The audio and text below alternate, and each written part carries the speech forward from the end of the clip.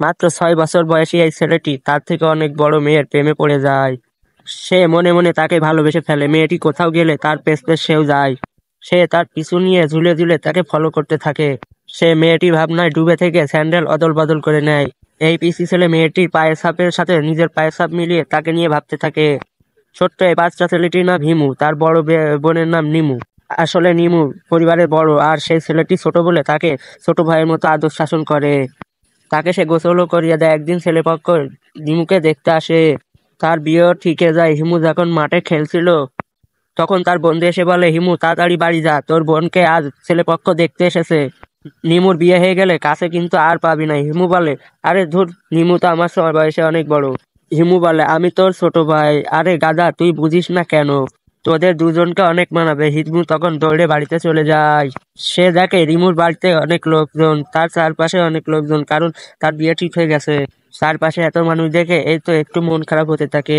সে ভাবতে থাকে নিমুও তাকে অনেক ভালোবাসে, কারণ তার বিয়ে হয়ে গেলে কে তাকে গোসল করিয়ে দেবে। সে যখন এসব ভাবতে থাকে তখন নিমু এসে বলে, কি রে পিসি ছেলে, এখানে কি করছিস?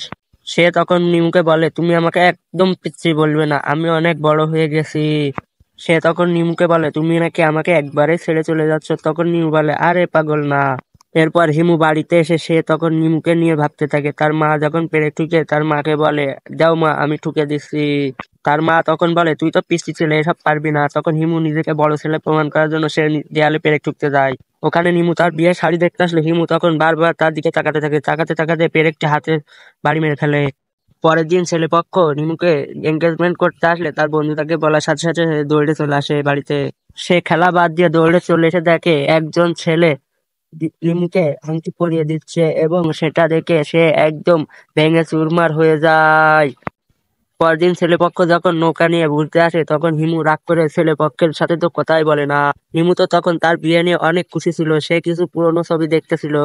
ভিডিওটিতে লাইক দিয়ে কমেন্ট করুন পরের পার্ট দেখতে চাই।